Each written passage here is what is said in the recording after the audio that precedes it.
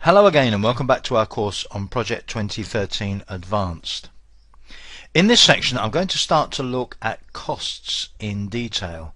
I'm going to assume as usual that you've got a good basic knowledge of costs, and I'm going to concentrate on some of the more advanced aspects of costs. Now in this section and the next one I'm really going to concentrate on setting costs up and understanding what the options are, reporting, and in particular the new style of reporting in Project 2013 will have to wait for a later section of the course. Now in explaining some of the more advanced aspects of costs I could probably occupy the whole of the rest of this course because there's actually quite a bit to it. So I'm going to concentrate on the costs associated with the work resources. So primarily in the example we're going to use, this is going to be the costs associated with people. Having said that, almost all of the aspects we need to cover will be covered as part of that. And then right at the end of this part of the course I'll look at some specific things relating to materials. So I'm going to go back to our website development project, which is primarily about people. There's very little in the way of materials associated with this sort of thing. And then when we need to look at materials we'll look back at our building project again. Now for the purposes of this and the next section I've rescheduled the whole of the web development project to have started in February of 2013, so we're a little bit along the way now, but so far I haven't actually assigned any resources to this project at all, and we've actually got no costs set up at all at the moment, so we're pretty much starting from scratch from the point of view of costs. Now let me look at a couple of basic aspects of costs that we're going to need available to us in this section. First of all, I'm looking at the Gantt chart for this project now. I'm going to change the table. Currently I have the default entry table selected.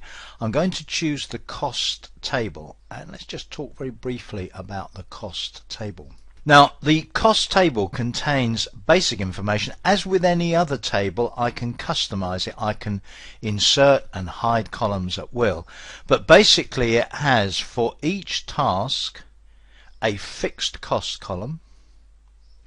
It has a fixed cost accrual column, it has a total cost column, and then we have baseline, variance, actual and remaining. Now of course the last ones here, baseline, variance, actual and remaining, will only start to be occupied when we actually put some costs in, and then as we track progress, as the project progresses, we'll see what the actual costs have been so far. We'll be able to look at the variance against the baseline at whatever point we decide to save the baseline, and we'll be able to look at what the remaining costs are. But the first thing I want to look at are the first two columns here, fixed cost and fixed cost accrual. Now in general the costs associated with a project can come from all sorts of directions and take many forms, and it's usually very important to make sure that you keep good track of all of the costs. Most of the costs for most projects are a result of using up resources, either material resources that basically do get consumed, or work resources, people that are working on the project, maybe external contractors and so on. But you also have to have quite a lot of flexibility when dealing with costs, and I want to look at this first example of a fixed task cost. Fixed task costs can happen in a number of ways, and I want to look at one or two of those now. One way in which a fixed task cost can be incurred, let's take an example, that ID2 tendering process contract. I might get somebody else basically to do the whole of that task. I'm not really worried about what resources they use as long as they don't use resources that I need. And if they say to me, I will get the tendering process underway, I'll receive the tenders, I'll give you a short list, I'll interview the potential suppliers, etc. Total cost of X, that's a single task. I don't need to worry about the detail. I could just put in a fixed task cost for that task into my project schedule, and therefore the cost will be involved within my project without me being involved in the detail at all.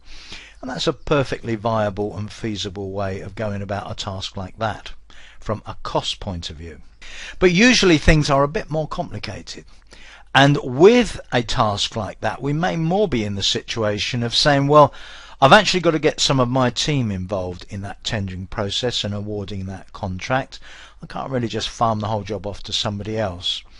But there will be a fixed aspect of the cost. So I'm going to assign some resources, but I'm going to need to get some tender documentation prepared, for example.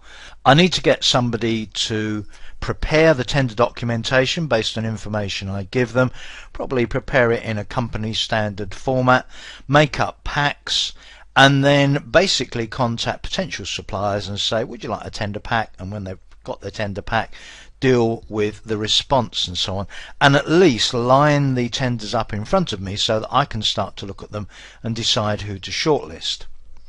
Now, if a task like that has a fixed cost element, then all I need to do is to put that fixed cost element in here. So let's suppose that I've spoken to one of my colleagues and said, how much will it cost to get this tendering process to the stage that all of the documents are prepared on the basis of information that I've given you, and then basically you've issued the tender documents to the people that are interested, you've received the documents, you've maybe filed them all away somewhere, possibly electronically, and you're going to present them to me so that I can start to look at them and try to start to produce a short list of potential suppliers. So let's suppose that I've been told that the cost of doing that is going to be $2,000. All I need to do is to type 2,000 in there as my fixed cost. And that's the first cost on this particular project.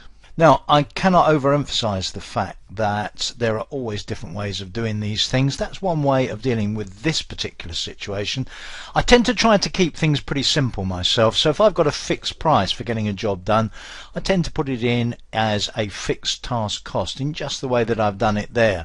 I could, of course, have made the tendering team a resource, and I could have assigned a fixed cost to that resource and assigned that resource to this task instead. I think that would have been overcomplicating this one, but depending on the specific situation you're in, you have a number of ways of approaching this kind of cost issue in Project 2013, and you really need to decide on the best one to suit the circumstances that you're in.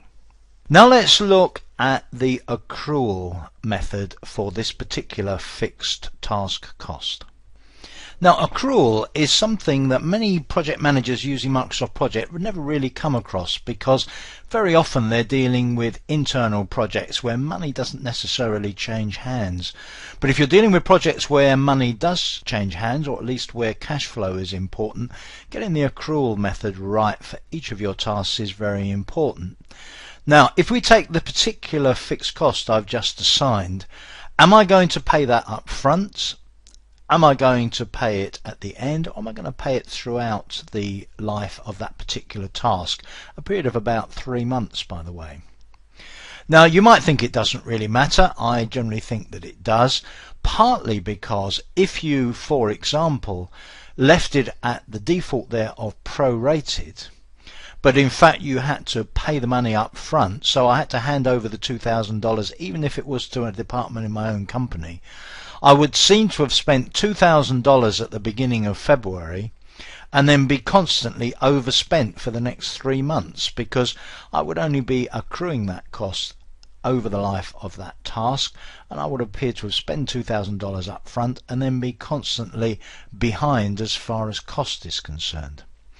Now, if I've been told that I need to hand over that $2,000 up front, then as far as accrual goes, I ought to change that there to say accrue at the start. And then even if actual money doesn't change hands, I know that as far as the budget and cost control on my project is concerned, I have correctly said that that $2,000 is actually accrued at the start of the task. And if money does change hands, it'll just be a budgeted, planned, scheduled expenditure of $2,000. So that's a little reminder about accruals. I'm going to assume that you understand the principles of accruals.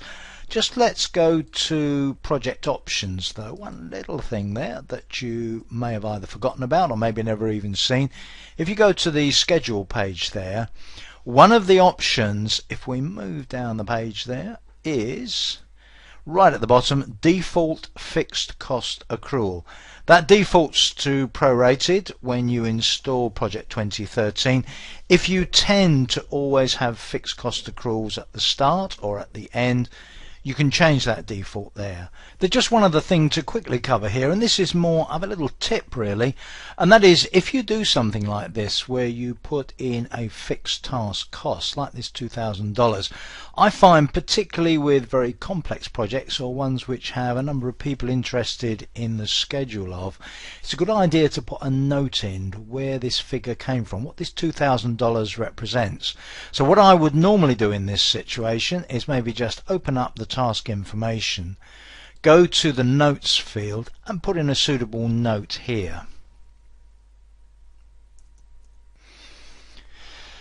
So what I've put there is $2,000 fixed cost has been provided by Trevor in the contracts department and covers preparation of ITT's distribution and initial processing of responses, as well as associated discussions and costs. Now, not only could that inform somebody else working on the project of where that figure came from, but in a few months' time when I've forgotten, it'll remind me as well. So click on OK. That's a useful reminder note. Okay, that's how you set up a fixed task cost and a quick resume of accruals. In the next section we're going to look at budget costs, and then we're going to move on to actually assigning resources to the tasks in this project and trying to get a proper budget for the whole project. So please join me for that.